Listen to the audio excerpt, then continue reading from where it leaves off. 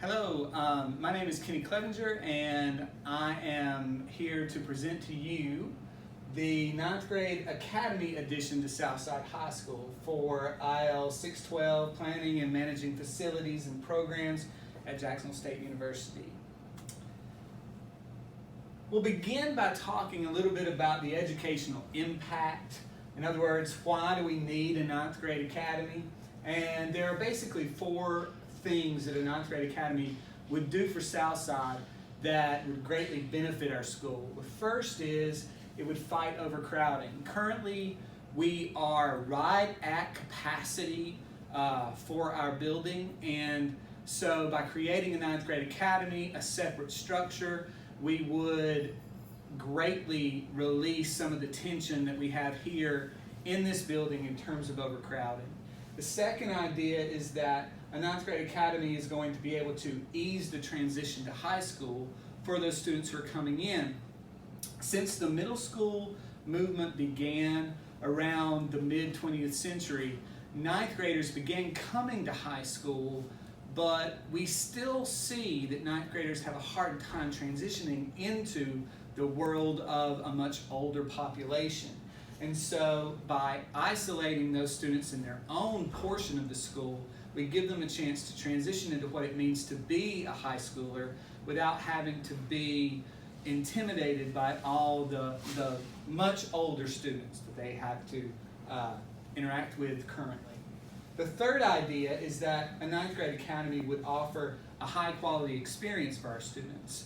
A new state-of-the-art facility is going to give students a chance to have all those things that we want our school to have, and along with that, by making it an academy feel, what you're going to see when we look at the building itself is that it's designed so that team teaching is possible, and we have the kind of learning pods that you sometimes see in middle schools that would work really well for a ninth grade academy. Finally, we need a ninth grade academy to support student achievement. If our ninth graders are going to be successful, we need to give them all the chances of success we can, and this new building would do exactly that. And so now I'm going to show you what I mean by all that. This is a 3D conceptual drawing of the ninth grade academy. What you can tell here is that there are essentially 8 classrooms, and they flank a center hallway that's T-shaped. There's also an administrative suite and a maintenance closet. There are 2 double doors on this side of the building and 1 single door here, entrances and exits. And this sort of gives you an idea of what we've got here. We've also got 2 restrooms, 1 male and 1 female restroom in the building itself. Now let's look at the floor plan for the building, and you'll see a little bit more detail about what I'm talking about. When we talk about 8 classrooms, these would be our classrooms. And again, they're on each side of this T-shaped hallway. There are 2 science classrooms here, 2 math classrooms here, 2 English classrooms, and 2 social science classrooms.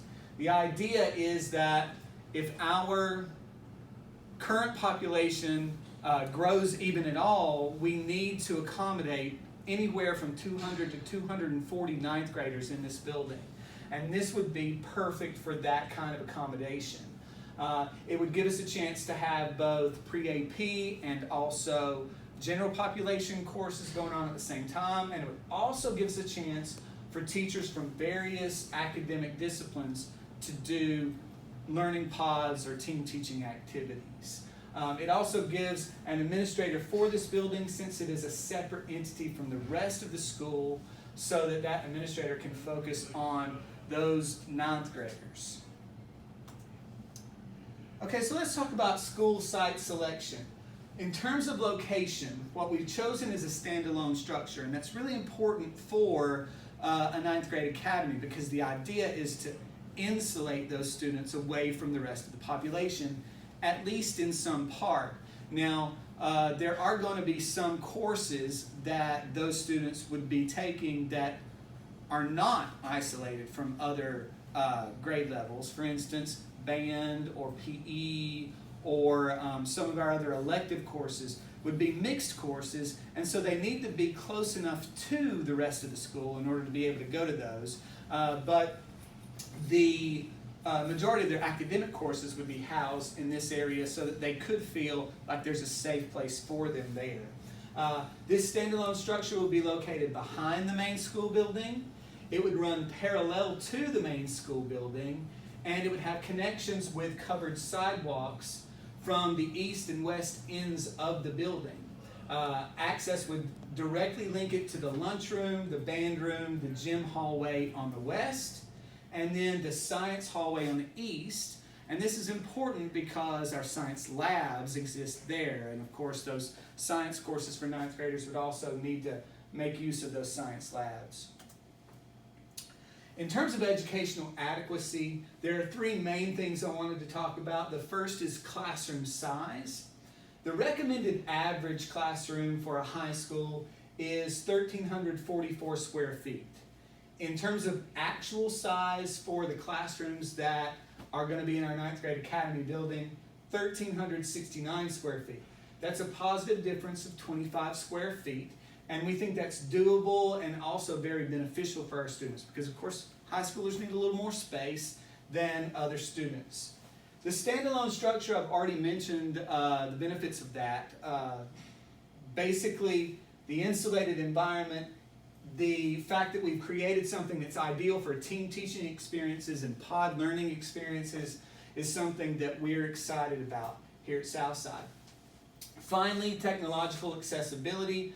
We plan to have the newest and fastest Wi-Fi access in that building, and there would be room for growing and changing because, as I said, we're sort of planning this to be able to accommodate more than what our current population is, with the hope that the current trend is going to continue and our population will grow.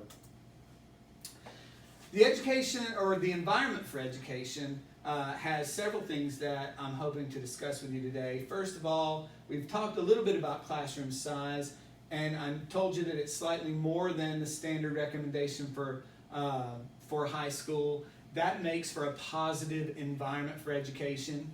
In terms of lighting, all classrooms would have 2 windows, so there's natural light in every classroom, and also overhead lighting, high efficiency LED lights in each of those classrooms, and also in the hallways and the administrative suite and the bathrooms. In terms of sound control, you have to look at wall thickness. The exterior walls in this structure will be 1 foot 3 inches thick, and that is standard. Then interior walls, we actually have gone with a 5-inch interior wall, which is a little bit more than your standard interior wall, but all of that's in terms of trying to keep down that sound control for the classrooms. Thermal controls, we'd have central air and heating for all rooms.